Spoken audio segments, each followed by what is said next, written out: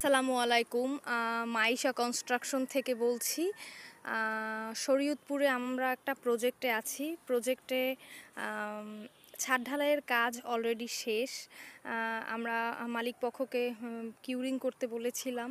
ওনারা খুব ভালোভাবে কিউরিং করছিল। পানি পাল্টানোর জন্য পানিটা ওনারা ফেলে দিয়েছে।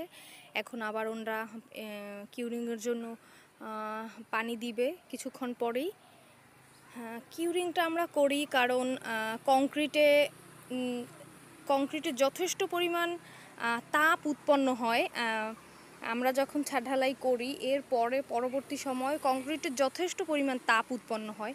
এই তাপ উৎপন্ন হয় বলেই আমরা ছাদে মূলত কিউরিং করি।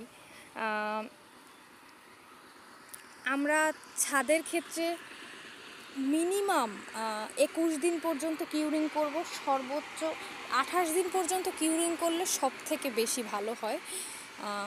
সেক্ষেত্রে যদি মালিকপক্ষ চায় যে খুব দ্রুত কাজটা করতে, কাজটা কন্টিনিউ করার জন্য আমরা 21 দিন পর্যন্ত কিউরিং করি এবং এটাই উত্তম পদ্ধতি আর কি।